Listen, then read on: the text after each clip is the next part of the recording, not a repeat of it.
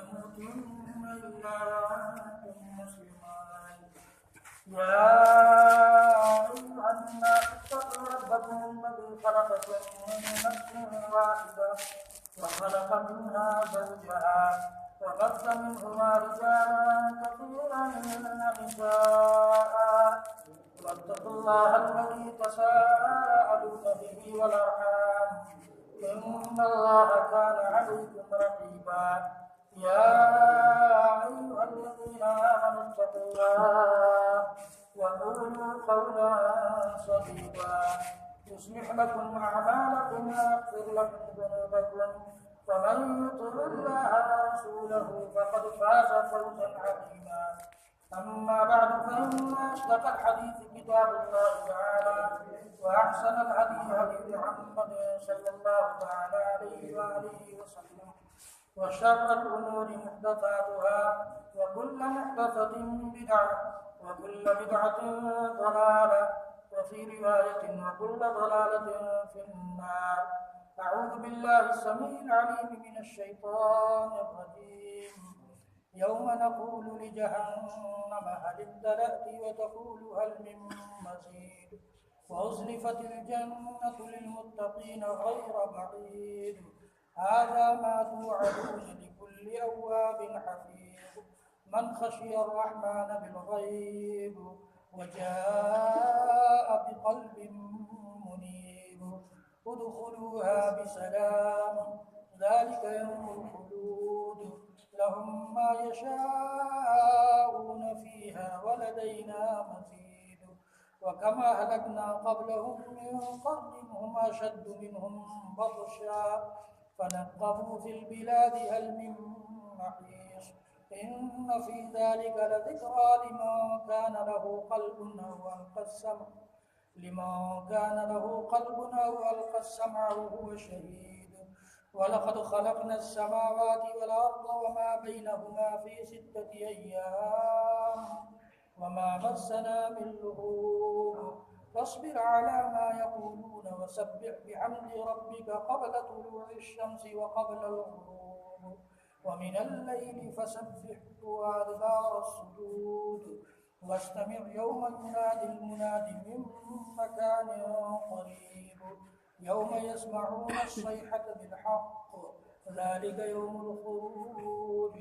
إنا نحن نحيي ونميت وإلينا المصير يوم تشقق الأرض عنهم سراعا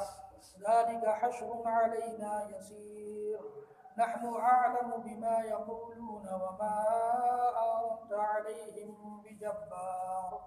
فذكر بالقرآن من يخاف وعيد. وقال تعالى في موضع آخر وإذ بوأنا لإبراهيم مكان البيت ألا تشرك بي شيئا وطهر بيتي للطائفين والقائمين والركع السجود وأذن في الناس بالحج يأتوك رجالا وعلى كل ضامر يأتين من كل فج عميق.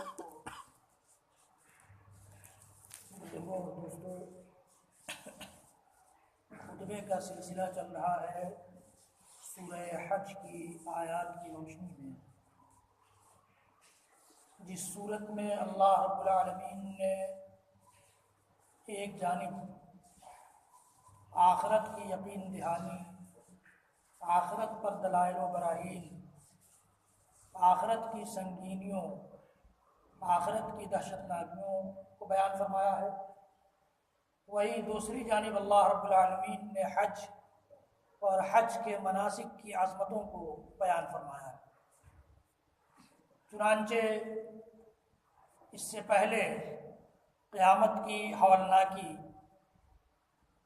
क़यामत पर खुद इंसानियत की तख्लीक़ में, इंसानी पैदाइश में अल्लाह रब्बुल आलमीन ने जो दलीलें और बुरहान रखे हैं उन पर आपने तफसील से गुफ्तगू सुनी। अल्लाह रब्बुल आलमीन ने इंसानों के 2 गिरोहों का तज़किरा किया कि कुछ लोग ऐसे हैं जो हर हाल में اللہ رب العالمین کے عبادت گزار ہوتے ہیں، شکر گزار ہوتے ہیں، اور کچھ ایسے لوگ بھی ہیں جنہیں تکلیف پہنچتی ہے تو وہ لان تان کرنے لگتے ہیں، اللہ کو بھول جاتے ہیں، اللہ کی شکر گزاری کا اور اللہ سے امید کا جذبہ ان کے اندر باقی نہیں رہ پاتا۔ اللہ رب العالمین نے ان کا بھی بیان فرمایا۔ اللہ رب العالمین نے یہ بھی بیان فرمایا ہے کہ وہ لوگ جو ہر حال میں اللہ رب العالمین کو یاد رکھتے ہیں اور انعامات اور اچھے دنوں میں اللہ رب العالمین کے شکر گزار ہوتے ہیں، تو مصائب اور مشکلات کے حالات میں وہ اللہ رب العالمین کے حکم کے مطابق صبر کرتے ہیں، اور وہ لوگ تو اللہ تعالیٰ ان کے لیے اللہ تعالیٰ نے انعامات تیار کیے ہیں، اور وہ لوگ جو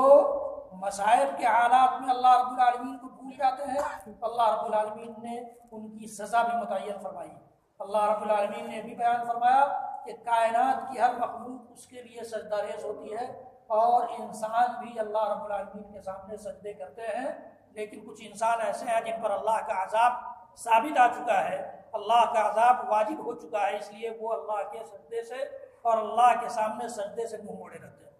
پھر اللہ رب العالمین نے بیان فرمایا کہ کچھ لوگ ایسے ہیں اس کائنات میں جو مسجد حرام سے روکنے کا کام کرتے ہیں، مسجد حرام کے پاس پھٹکنے اور مسجد حرام میں حاضری دے کر اللہ رب العالمین کے گھر کا طواف، اللہ رب العالمین کے سامنے قیام و رکوع سجدے بجا لانے سے کسی نہ کسی شکل میں وہ رکاوٹ بنتے ہیں۔ اللہ رب العالمین نے فرمایا کہ ایسے لوگ ظالم ہیں، اور ایسے لوگ بھی ہیں اس کائنات میں جو مسجد حرام میں جا کر باضابطہ الحاق اور ظلم کی کوشش اور جرات کرتے ہیں۔ اللہ رب العالمین نے ان کے لیے بیان فرمایا کہ دردناک عذاب رکھا ہے، اللہ تعالیٰ نے ان کے لیے دردناک عذاب تیار کر رکھا ہے۔ ابھی آپ نے سوشل میڈیا پر دیکھا ہوگا کہ ایک ایسا شخص گرفتار ہوا ہے جو باضابطہ خانہ کعبہ کے غلاف میں آگ لگانے کی کوشش کرنے جا رہا تھا، آگ لگانے کی کوشش کرتے ہوئے گرفتار ہوا۔ تو ایسے لوگ دنیا میں پائے جاتے ہیں، اس طرح کی ذہنیت پائی جاتی ہے، اس طرح کے لوگ جو اللہ رب العالمین کا ڈر، اللہ رب العالمین کے خوف، اللہ رب العالمین کی سزاؤں کی پرواہ نہیں کرتے، اور جو چاہتے ہیں جس طرح چاہتے ہیں اس دنیا میں اس کائنات میں دہشت پھیلانے کی کوشش کرتے ہیں، اس کائنات میں دھما چوکڑی مچاتے ہیں، اس کائنات کے امن و شانتی کو، اس کائنات کے سلامتی کو وہ چھین لینا چاہتے ہیں، اچک لینا چاہتے ہیں۔ ایسے لوگ ہیں، اللہ تعالیٰ نے فرمایا کہ جو لوگ اس طرح کی کوششیں حرم کی سرزمین پر کریں گے، نذقہ من عذاب علیم، ان کے لیے ہم دردناک عذاب تیار کریں۔ اس کے بعد کی یہ آیتیں جو آپ کے سامنے پڑھی گئی ہیں، جن میں اللہ رب العالمین یہ اشارہ فرماتا ہے کہ ہم نے یاد کرو اس وقت کو، میری اس نعمت کو ذکر کرو، میری اس نعمت کا بیان کرو آپس میں، اور میری اس نعمت کو یاد کر کے میرے شکر گزار بن جاؤ کہ جب ہم نے ابراہیم کو خانہ کعبہ کے لیے جگہ کی نشاندہی کی۔ وَإِذْ بَوَّأْنَا لِإِبْرَاهِيمَ مَكَانَ الْبَيْتِ، اللہ کے رسول حضرت ابراہیم علیہ السلام نے دعا کی تھی، ربنا انی اسکنت من ذریتی بواد غیر ذی زرع عند بیتک المحرم، اے ہمارے رب، ہم نے اپنی اس چھوٹی سی ذریت کو جو میری بیوی اور میرے بچے پر مشتمل ہے، میں نے اسے آباد کیا ہے، میں نے اسے بسایا ہے اس غیر ذی زرع وادی میں، ایسی وادی میں جو غیر ذی زرع ہے، اگانے کی صلاحیت نہیں رکھتی ہے، جہاں پودے نہیں اگتے، جہاں درخت نہیں ہے، جہاں ہریالیاں نہیں ہیں، ایسی جگہ پر ہم نے اپنی اس چھوٹی سی ذریت کو بسایا ہے۔ بواد غیر ذی زرع عند بیتک المحرم، صرف اس وجہ سے کہ یہاں ایک دن تیرا محترم گھر تعمیر ہونے والا ہے، تیرے محترم گھر کے پاس، عند بیتک المحرم، ربنا لیقیموا الصلاۃ، اس لیے اس گھر کی تعمیر اس لیے ہو رہی ہے، بیت اللہ کی تعمیر اس لیے ہوئی ہے، خانہ کعبہ کی تعمیر اس لیے ہوئی ہے، اور اس کائنات میں اس سرزمین پر پہلی عبادت گاہ کی حیثیت سے اس کی تعمیر اس لیے کی گئی ہے کہ تاکہ لوگ نماز قائم کریں۔ میری ذریت کے یہ چھوٹا سا خاندان اور میری ذریت کے یہ کچھ لوگ یہ بھی نماز قائم کرے، اور میرے بعد آنے والی انسانیت بھی نماز قائم کرے۔ خانہ کعبہ سے نماز کا بڑا گہرا تعلق ہے، بہت ہی گہرا تعلق ہے۔ آپ دیکھیے کہ اللہ تعالیٰ نے خود فرمایا وَاتَّخِذُوا مِن مَّقَامِ إِبْرَاهِيمَ مُصَلًّى، مقام ابراہیم کو مصلی بنا دو۔ چنانچہ ہر طواف کرنے والا جب اپنے طواف سے فارغ ہوتا ہے تو وہ 2 رکعت نماز وہاں پڑھتا ہے، اگر اسے مقام ابراہیم کے پاس جگہ ملی تو، ورنہ حرم میں کہیں بھی پڑھ لے اگر جگہ نہیں مل رہی تو 2 رکعت نماز یہ مقام ابراہیم کا حق ہے، حرم کا حق ہے، خانہ کعبہ کا حق ہے۔ اور ساری کائنات کے مسلمان، ساری کائنات کے وہ لوگ جو اللہ کی وحدانیت کا کلمہ پڑھتے ہیں، محمد عربی صلی اللہ تعالیٰ علیہ وسلم کی رسالت پر ایمان رکھتے ہیں، وہ اسی خانہ کعبہ کی طرف رخ کر کے نماز ادا کرتے ہیں، جس سے معلوم ہوا کہ نماز سے اس کا گہرا تعلق ہے۔ اور اس آیت میں بھی اللہ تعالیٰ نے جو بیان فرمایا اس سے بھی پتہ چلتا ہے کہ خانہ کعبہ کا تعلق نماز سے بڑا گہرا ہے۔ تو اللہ تعالیٰ نے نشاندہی فرمائی تھی ابراہیم علیہ السلام کی کہ فلاں جگہ پر آپ کو ایک ایسی عبادت گاہ تعمیر کرنی ہے جس عبادت گاہ کی ایک الگ حیثیت بننے والی ہے، ایک الگ حیثیت ہونے والی ہے، جس کو ایک الگ مقام حاصل ہونے والا ہے، جس کو مرکزیت میں دینے والا ہو۔ اللہ رب العالمین نے نشاندہی فرمائی ربنا لیقیموا الصلاۃ فاجعل افئدۃ من الناس، تو بنا دے لوگوں کے دلوں کو اس طرح سے، لوگوں کی دلوں میں ایسی توفیق عنایت فرما دے کہ لوگ اس کی طرف مائل ہونے لگ جائیں۔ تحوی الیہم وارزقہم من الثمرات، اور یہاں کے رہنے والوں کو پھلوں کا رزق دے، لعلہم یشکرون، تاکہ یہ لوگ شکر گزار بن جائیں، تاکہ یہ شکر گزاری کرنے والے بن جائیں۔ تو اللہ رب العالمین نے خود ان کی نشاندہی فرمائی تھی۔ اللہ تعالیٰ کی یہ بڑی نعمت ہے، اللہ تعالیٰ کا یہ بڑا احسان ہے، اس لیے اللہ رب العالمین نے باضابطہ اس کا حکم فرمایا اور اس کا اعلان فرمایا کہ یاد کرو اس نعمت کو کہ جب ہم نے ابراہیم کو بیت اللہ کی جگہ کی نشاندہی فرمائی۔ وَإِذْ بَوَّأْنَا لِإِبْرَاهِيمَ مَكَانَ الْبَيْتِ أَلَّا تُشْرِكْ بِي شَيْئًا، اللہ تشرک بھی شیئا، اس خانہ کعبہ کی تعمیر کا جو سب سے عظیم مقصد ہے، بیت اللہ شریف کی تعمیر کا جو سب سے عظیم مقصد ہے، وہ یہ ہے کہ اس کائنات میں یہ فضا قائم ہو جائے، اس کائنات میں یہ ماحول بن جائے،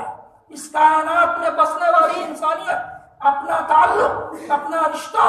اپنی نسبت اللہ کی وحدانیت، اللہ کی توحید سے جوڑنے والی بن جائے، اور اللہ کی توحید کا بول بالا ہو، اللہ کے کلمے کی بلندی ہو، اللہ کا صرف اللہ کی کبریائی اور اللہ کی بڑائی اس کائنات میں چلے، اور اللہ کے ساتھ جو شرک کرنے کا ماحول ہے، اللہ کا کسی اور کو شریک قرار دینے کا ماحول ہے، اللہ کا کسی اور کو ساجی قرار دینے کا فضا ہے، وہ ختم ہو، وہ اس کائنات سے مٹے۔ اللہ تعالیٰ نے فرمایا کہ اللہ تشرک بھی شیئا، میں نے ابراہیم کو، ہم نے یہ بھی کہا کہ بیت اللہ کی جگہ کی نشاندہی کرنے کے بعد کہ تم میرے ساتھ کسی کو شریک مت کرنا،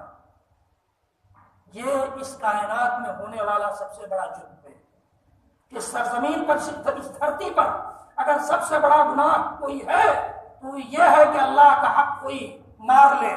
اللہ کا حق غصب کر لے، اللہ کے لیے جو کام کیے جانے والا ہو اس کام کو دوسرے کے لیے کرنے لگ جائے، جو کام صرف اللہ تعالیٰ ہمارے لیے کر سکتا ہے ہم دوسروں سے اس کام کی امید رکھنے والے بن جائیں، جو مصیبت اللہ رب العالمین ہماری دور کر سکتا ہے ہم دوسروں سے دور کرانے لگ جائیں، تو یہ بہت بڑا جرم ہے، بہت بڑی بے ادبی ہے اللہ تعالیٰ کی۔ اللہ تعالیٰ نے فرمایا کہ ایسے لوگوں کی بخشش ہمارے یہاں نہیں ہے، ایسے لوگوں کی بخشش نہیں ہے۔ اللہ تعالیٰ نے فرمایا ان اللہ لا یغفر ان یشرک بہ ویغفر ما دون ذلک لمن یشاء،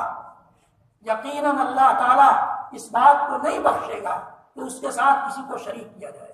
اور اس جرم کے علاوہ، اس گناہ کے علاوہ اللہ رب العالمین جو گناہ بھی چاہے گا، اگر کوئی انسان بنا توبہ کیے مر گیا ہے تو اللہ تعالیٰ چاہے گا تو بخش دے، لیکن شرک جیسا عمل اس نے کیا، شرک جیسا ظلم اور جرم اس نے کیا اور توبہ کی توفیق نہیں ہو سکی موت سے پہلے، یقین جانیے قرآن کا یہ اعلان ہے کہ اسے بخشا نہیں جائے گا، بلکہ قرآن کا یہ بھی اعلان ہے بڑے کھلے الفاظ میں، جنت اور جہنم بنانے والے رب نے یہ اعلان کیا ہے انہ من یشرک باللہ فقد حرم اللہ علیہ الجنہ، جو اللہ کے ساتھ کسی کو شریک ٹھہرائے گا اللہ تعالیٰ نے ایسے لوگوں کے لیے جنت کو حرام کرا دیا۔ اللہ کے نبی صلی اللہ تعالیٰ علیہ وسلم فرماتے ہیں من لقی اللہ لا یشرک بہ شیئا دخل الجنہ ومن لقیہ یشرک بہ شیئا دخل النار۔ جو اللہ سے ملے گا اس حال میں کہ وہ اللہ کے ساتھ کسی اور کو شریک نہ ٹھہراتا ہوگا، اللہ کی عبادتوں میں کسی اور کو ساجی نہیں قرار دیتا ہوگا، اللہ کے حقوق میں وہ غصب اور ڈاکہ ڈالنے والا نہیں ہوگا، تو اللہ تعالیٰ نے اللہ کے رسول صلی اللہ علیہ وسلم نے فرمایا کہ وہ جنت میں جائے گا۔ لیکن اس کے برعکس جو شرک کی حالت میں مرے گا، شرک کی حالت میں اللہ سے ملاقات کرے گا، تو نبی اکرم صلی اللہ تعالیٰ علیہ وسلم کا ارشاد گرامی ہے کہ وہ جہنم میں جائے گا۔ من مات، اللہ کے نبی صلی اللہ علیہ وسلم ایک دوسری حدیث میں فرماتے ہیں من مات وهو يدعو للہ ندا دخل النار، جو اس حال میں مر جائے کہ وہ اللہ کے ساتھ کسی اور کو بھی شریک ٹھہراتا ہو، کسی اور کو بھی پکارتا ہو، کسی اور سے فریاد کرتا ہو، کسی اور کی نظر و نیاز مانتا ہو، کسی اور کے سامنے چڑھاوے چڑھاتا ہو، کسی اور کا نام لیتا ہو، کسی اور سے مصیبت دور کرنے کی امید رکھتا ہو، کسی اور سے مشکلات کے وقت وہ فریاد کرتا ہو، تو ایسے لوگوں کے لیے اللہ کے رسول فرماتے ہیں من مات وهو يدعو للہ ندا دخل النار، وہ جہنم میں داخل ہو۔ لوگ عام طور سے کہہ دیتے ہیں کہ ہم اور آپ کون ہوتے ہیں کسی کو جنتی اور جہنمی قرار دینے والے؟ بہت صحیح ہے، کوئی عام انسان کو کوئی حق نہیں ہے کہ کسی کو جنتی کہے اور جہنمی کہے، کسی کو کافر کہے اور کسی کو مومن کہے، لیکن کافر و مومن کا معیار جو اللہ نے بنایا ہے، کافر و مومن بنانے کا معیار جو رسول اللہ نے قرار دیا ہے، جنتی ہونے کا معیار جو اللہ نے بنایا ہے، جہنمی ہونے کا معیار جو اللہ نے بنایا ہے، جنتی اور جہنمی ہونے کا معیار جو رسول اکرم صلی اللہ تعالیٰ علیہ وسلم نے قرار دیا ہے، اس کی روشنی میں یہ تو ضرور کہا جا سکتا ہے کہ ایسے لوگ کسی کا نام لے کر نہیں کہ فلاں آدمی کافر ہے، فلاں آدمی فلاں مسلک سے تعلق رکھتا ہے اس لیے وہ مومن نہیں ہے، وہ اسلام کے دائرے سے خارج ہے، اس کے پاس ایمان نہیں ہے، تو یہ کسی کا نام لے کر کے پرسنلی کسی کو نہیں کہا جا سکتا۔ لیکن یہ ایسا کرو جو اللہ کے کی عبادتوں میں کسی اور کو شریک ٹھہراتا ہو، اللہ کی وحدانیت میں ڈاکہ ڈالتا ہو، اللہ کے علاوہ کسی اور کو مصیبت دور کرنے والا، حاجت پوری کرنے والا، مشکلات دور کرنے والا، اور اللہ کے علاوہ کسی اور کے لیے نظر و نیاز، اللہ کے علاوہ کسی اور کے لیے منتیں مانگنا، اللہ کے علاوہ کسی اور کے لیے چڑھانا چڑھانا۔ آپ لوگ کیوں بات کر رہے ہیں بھائی؟ کیوں بات کر رہے ہیں؟ آپ بات کرنے کی جگہ نہیں ہے۔ اللہ کے علاوہ کسی اور کے لیے نظریں ماننے والا، کسی اور کے لیے چڑھاوے چڑھانے والا، منتیں ماننے والا، ایسا اگر کوئی ہے اور تو اللہ کے نبی صلی اللہ علیہ وسلم کی حدیث گرامی کی روشنی میں اور قرآنی آیات کی روشنی میں وہ جہنمی ہے، وہ جہنمی ہے۔ اور ہر آدمی اپنا حساب دے، ہر آدمی اپنا محاسبہ کرے کہ اس کی زندگی میں کوئی ایسی جگہ، کوئی ایسا موڑ، کوئی ایسا نقطہ اور پوائنٹ تو نہیں ہے جہاں شرک کا پانی مر رہا ہے، جہاں شرک جیسی خباثت پلی ہوئی ہے، جہاں پل رہی ہے شرک جیسی خباثت سڑ رہی ہے۔ شرک جیسا سڑان ہماری زندگی میں تو نہیں ہے، شرک جیسا جرم اور شرک جیسا ظلم ہماری زندگی میں تو نہیں ہے۔ حضرت عبداللہ بن عباس رضی اللہ تعالیٰ عنہ فرمایا کرتے تھے کہ شرک ایک ایسی چیز ہے کہ انسان کی زندگی میں اس طرح سرایت کر جاتی ہے جس طرح سے کالی رات میں کالے پتھر پر کالی چیونٹی چلتی ہے جس کا علم صرف اللہ کو ہوتا ہے، اسی طرح سے انسان کو پتہ نہیں چل پاتا ہے اس کی زندگی میں شرک آ جاتا ہے، اس کی زندگی میں شرک آ جاتا ہے۔ اس لیے ضرورت اس بات کی ہے کہ اس بڑے مرض اور خبیث مرض کا ہر آدمی اس خبیث مرض کے سلسلے میں چوکنا رکھے، اور اگر ہے تو ایسی چیزوں سے توبہ کرے، ایسی چیزوں سے باز آئے اور لوٹے اللہ کی وحدانیت کی طرف، لوٹے اللہ کی توحید کی طرف۔ اللہ تعالیٰ نے اس آیت کریمہ میں یہ اشارہ فرمایا ہے کہ بیت اللہ شریف کی تعمیر کا عظیم مقصد، خانہ کعبہ کی تعمیر کا عظیم مقصد یہ ہے کہ انسانیت اللہ کے شرک سے، اللہ کے ساتھ کسی اور کو شریک ٹھہرانے سے دور ہو جائے، اللہ کے ساتھ کسی اور کو شریک ٹھہرانے سے دور ہو جائے۔ ان اول بیت وضع للناس للذی ببکہ मुबारकम व हुदल लिल आलमीन। अल्लाह ताला ने फरमाया कि पहला वो घर इस कायनात का, पहली वो इबादतगाह इस कायनात की, पहली वो मस्जिद इस कायनात में बनने वाली वो घर है जो मक्का में बनाया गया, वो इबादतगाह है जो मक्का में बनाई गई है। इन्ना अव्वल बैतिन वुदिअ लिन्नास, जो इंसानियत के लिए बनाई गई है और उसे बाबरकत बनाया गया, मुबारका व हुदल लिल आलमीन, और सारे जहान वालों के लिए हिदायत का मरकज बनाया गया। हिदायत का चश्मा फूटता है वहां से, हिदायत का सर चश्मा है अल्लाह का वो घर। तो अल्लाह ताला ने इसको बनाया ही है हिदायत के लिए, इसको बनाया ही है अपनी वहदानियत दिखलाने के लिए, इसको बनाया ही है अपनी बड़ाई और किबरियाई के प्रचार और प्रसार के लिए, इसको बनाया ही है अपने कलमे की बुलंदी के लिए। वइज़ बव्वअना लिइब्राहीम मकान अलबैत अल्ला तुशरिक बी शैआ, के याद करो उस नेमत को जब हमने इब्राहिम की निशानदेही की थी बैतुल्लाह की जगह,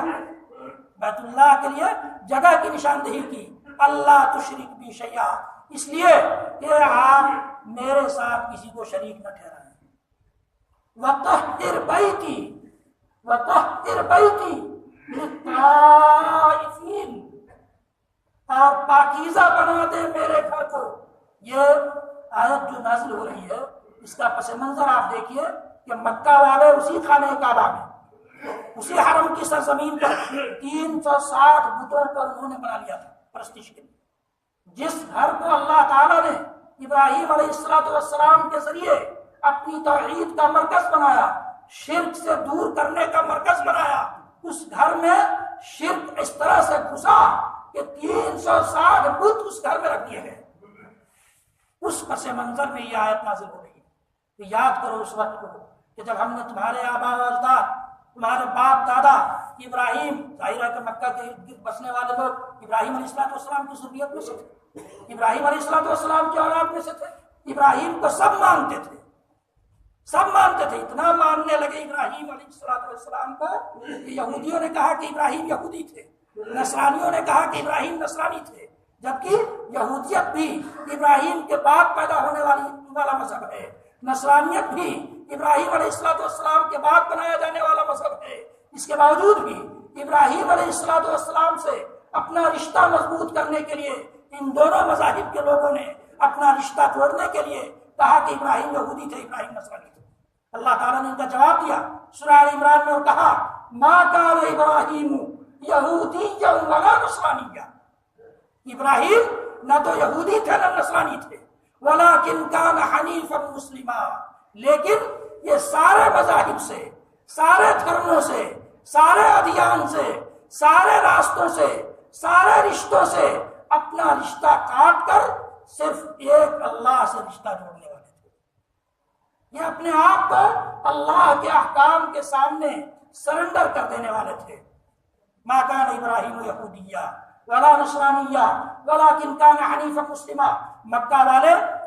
इब्राहिम अलैहिस्सलाम से अपना रिश्ता जोड़ते थे। अल्लाह ताला ने फरमाया कि याद करो जब हमने इब्राहिम की निशानदेही की थी, बैतुल्लाह की तामीर की, और कहा था कि मेरे साथ किसी को शरीक न ठहराना, मेरे घर को पाकीज़ा बना देना, पाक कर देना शिर्क की नजासतों से, शिर्क की खरासतों से। तो हमने इब्राहिम से ये घर बनवाया इसलिए कि शिर्क का किला थमा हो, तौहीद का बोलबाला हो। और आज ये हाल है कि जब अल्लाह के नबी मोहम्मद अरबी सल्लल्लाहु तआला अलैहि वसल्लम ने अपनी रिसालत का दावा मक्का में किया है, तो इस वक्त पोजीशन ये है कि उसी मरकज में, उसी सेंटर में 360 बुत रख के अल्लाह के साथ शिर्क किया जा रहा है। तो अल्लाह ताला ने इसकी तरफ याद दहानी कराई, मुशरिकीन मक्का की तवज्जो दिलाई। वइज़ बव्वअना लिइब्राहीम मकान अलबैति अल्ला तुशरिक बी शैआ वतहहिर बैती, मेरे घर को पाकीज़ा कर दीजिए इब्राहिम, लित्ताइफीन, तवाफ करने वालों के लिए, तवाफ करने वालों के लिए पाकीज़ा बना दीजिए। ये तवाफ एक ऐसा अमल है जो सिर्फ खाने काबा से जुड़ा हुआ है।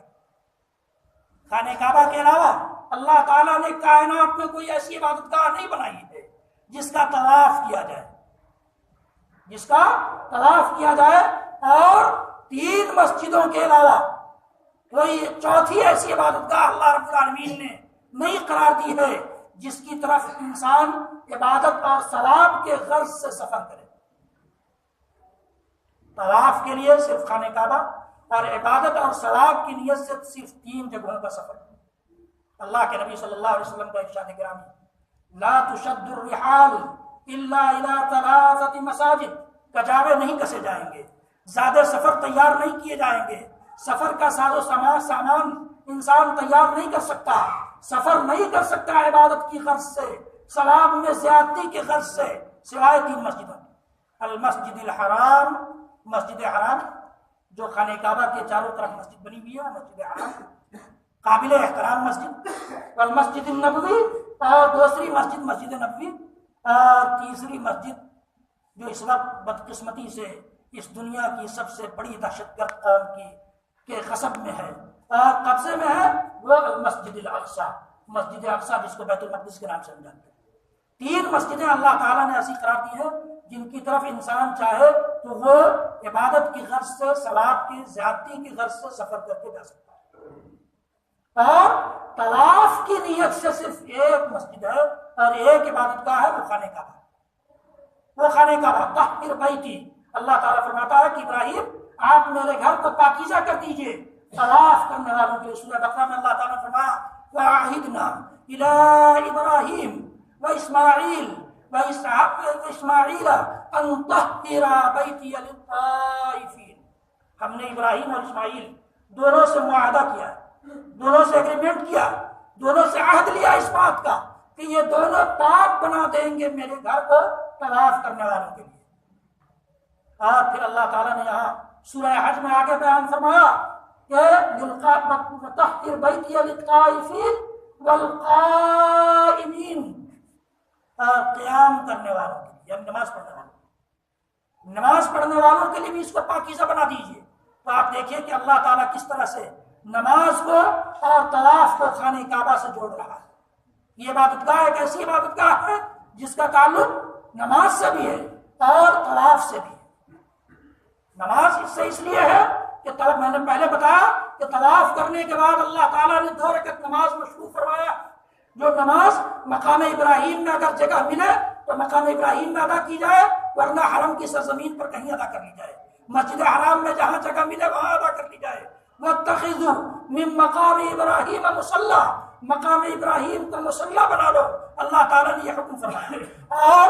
دوسرا رشتہ مسجد حرام سے، خانہ کعبہ سے دنیا بھر کے مسلمانوں کا یہ ہے کہ ساری دنیا کے مسلمان نماز کے وقت اپنا رخ اسی خانہ کعبہ کی طرف کریں گے، اسی خانہ کعبہ کی طرف کریں گے، سوائے اس کے کہ کسی کو خانہ کعبہ کا علم نہ ہو پائے، نماز تو نہیں چھوڑے گا لیکن وہ قیاس کرے گا، دیکھے گا، پوچھے گا کسی سے، پھر بھی نہیں معلوم ہو پائے تو وہ نماز پڑھ لے گا۔ لیکن معلوم ہے تو کوئی مسلمان خانہ کعبہ کے علاوہ کسی اور طرف رخ کر کے نماز بچا لائے، نماز پڑھے، یہ جائز نہیں، یہ جائز نہیں ہے۔ تو اللہ تعالیٰ نے فرمایا کہ للطائفین والقائمین والرکع السجود، اور رکوع کرنے والوں کے لیے اور سجدے کرنے والوں، قیام، رکوع، سجدہ نماز کے اہم ارکان ہیں۔ تو قیام، رکوع اور سجدہ کرنے والوں کے لیے ہم نے معاہدہ کیا تھا ابراہیم و اسماعیل سے کہ میرے گھر کو پاکیزہ بنا دیں، میرے گھر کو صاف ستھرا کر دیں۔ اب آج کسی غرض سے، کسی بھی غرض سے کوئی انسان یا کوئی ملک یا کوئی شہر یہ چاہے کہ خانہ کعبہ کو اپنے قبضے میں لے لے، چاہے کہ خانہ کعبہ پر اس کی حکمرانی ہو جائے کسی اور غرض سے، اللہ کے اس گھر میں اللہ کی بڑائی اور کبریائی، اللہ کی وحدانیت اور اللہ کے کلمے کی بلندی کے علاوہ کسی اور مقصد سے کوئی بھی ملک، کوئی بھی سیاستداں، کوئی بھی حکمراں، کوئی بھی گروہ اگر یہ چاہتا ہے تو اس پر اس کا قبضہ ہو جائے تو پھر یہ جائز ہے۔ اس کو پاکیزہ کرنا ہے، قیام کے طواف کرنے والوں کے لیے، قیام کرنے والوں کے لیے، رکوع اور سجدے کرنے والوں کے لیے، اللہ کا ذکر کرنے والوں کے لیے، اللہ کے کلمے کی بلندی کی نیت رکھنے والوں کے لیے، اللہ کے کلمے کی نشر و اشاعت کے لیے، اللہ کے دین کے پرچار و پرسار کے لیے۔ اللہ تعالیٰ نے فرمایا یاد کرو اس نعمت کو جب ہم نے ابراہیم کی نشاندہی کی بیت اللہ کی جگہ کی طرف، تاکہ وہ شرک نہ کریں میرے ساتھ اور میرے گھر کو پاکیزہ بنا دیں طواف کرنے والوں کے لیے، قیام کرنے والوں کے لیے، رکوع اور سجدے کرنے والوں کے لیے۔ پھر اللہ تعالیٰ نے فرمایا وَأَذِّن فِي النَّاسِ بِالْحَجِّ، اور اس کے بعد جب آپ تعمیر کر لیں بیت اللہ، جب آپ خانہ کعبہ کو بنا لے جائیں، تو پھر اعلان کر دیجئے انسانیت کا حج کا، وَأَذِّن فِي النَّاسِ بِالْحَجِّ۔ آج بیچارے حج کمیٹی والے اعلان پر اعلان کرتے رہتے ہیں، کوئی اس کی طرف توجہ دینے کی ضرورت نہیں محسوس کرتا ہے۔ ہم نے یہ سمجھ لیا ہے، ہمارے سماج نے یہ سمجھ لیا ہے کہ حج اپنی زندگی کی آخری عبادت ہے، حج زندگی کی آخری عبادت ہے، وہ پیسہ جب ہو جائے، صلاحیت جب ہو جائے، اس وقت فرض نہیں ہوتا۔ معاف کیجیے گا، آخری عبادت بھی اگر مان لی جائے تو آپ کو پتا ہے کہ آپ کا آخری وقت کون سا ہے؟ لوگ کہتے ہیں بڑھاپے میں جائیں گے حج کرنے، بڑھاپا آئے گا بھی آپ کی زندگی میں، یہ کون جانتا ہے؟ ہمارے سماج میں یہ بھی ایک چیز ہے کہ ساری ذمہ داریوں سے فارغ ہو جائیں گے تب حج کے لیے جائیں گے۔ ذمہ داریوں سے فارغ ہونے کے لیے آپ کی زندگی باقی رہے گی، یہ کون جانتا ہے؟ اس کی کیا گارنٹی ہے؟ ایمان دیکھیے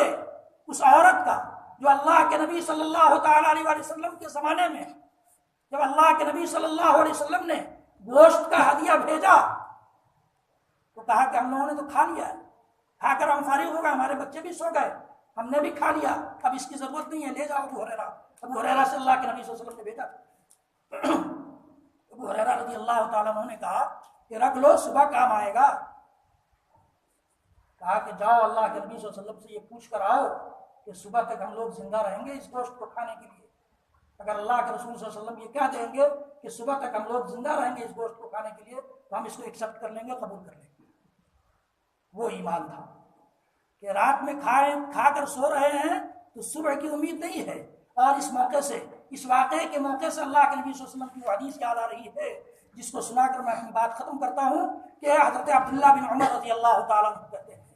حضرت عبداللہ بن عمر رضی اللہ تعالیٰ عنہ کہتے ہیں کہ اللہ کے نبی صلی اللہ علیہ وسلم نے میرے دونوں کندھوں پر ہاتھ رکھا اور کہا کہ عبداللہ کن فی الدنیا کانک غریب او عابر سبیل، کن فی الدنیا کانک غریب او عابر سبیل، دنیا سے اتنا ہی لو لگاؤ، دنیا میں اس طرح سے زندگی گزارو جس طرح سے ایک اجنبی شخص کسی شہر میں جاتا ہے تو اپنے کام سے تعلق رکھتا ہے، کام ختم ہوا فوراً اس شہر کو چھوڑ کر بھاگا تھا۔ اسی اجنبی شخص کی طرح سے، اس اجنبی مسافر کی طرح سے، یا راستہ پار کرنے والا، اللہ کے رسول نے اور اس کو چھوٹا کر دیا کہ نہیں، راستہ پار کرنے والا جتنی دیر میں راستہ پار کر لیتا ہے سمجھو کہ تم اس دنیا میں راستہ پار کرنے آئے ہو۔ کن فی الدنیا کانک غریب او عابر سبیل۔ راوی کہتے ہیں کہ جب سے اللہ کے رسول صلی اللہ علیہ وسلم نے عبداللہ بن عمر کو یہ نصیحت فرمائی، عبداللہ بن عمر کہا کرتے تھے کہ اذا اصبحت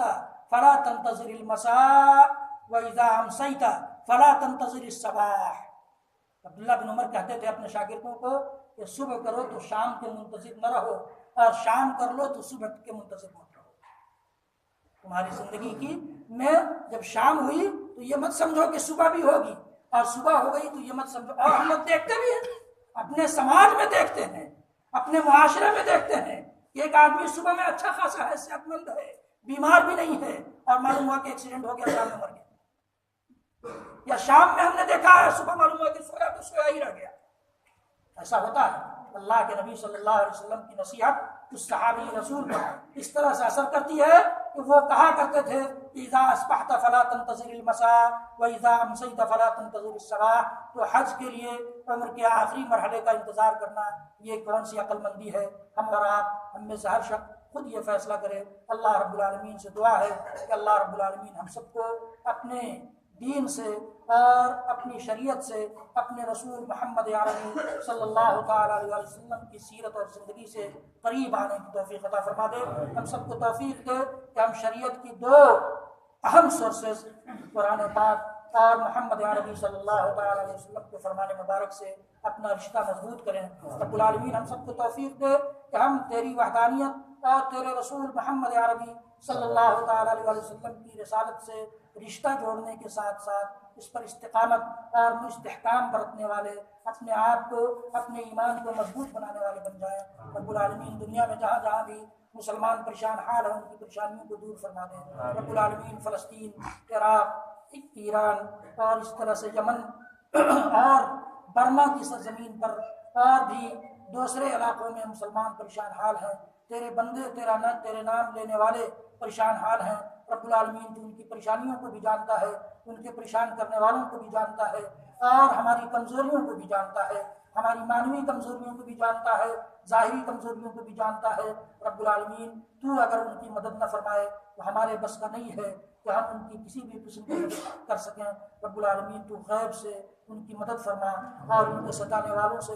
غیب سے انتقام لے لے۔ اللہم انا نجعلک فی نحورہم ونعوذ بک من شرورہم، اللہم خذہم اخذ عزیز مقتدر، اللہم خذہم اخذ عزیز مقتدر۔ رب العالمین تو قدرت رکھنے والی ذات ہے، رب العالمین تو جس طرح سے قدرت کے ساتھ انہیں پکڑ سکتا ہے پکڑ لے۔ اللہم احصہم عددا واقتلہم بددا ولا تغادر منہم احدا۔ اللہ رب العالمین تو ان میں سے ایک ایک کو گن کر اس طرح سے پکڑ لے کہ کوئی باقی نہ رہے۔ رب العالمین تو اپنے خصوصی فضل و کرم سے ہم میں سے جو بیمار ہیں انہیں شفاء کامل عاجل نصیب فرما دے، ایسی شفا دے جس کے بعد کوئی مرض باقی نہ رہے۔ رب العالمین ہم میں سے جو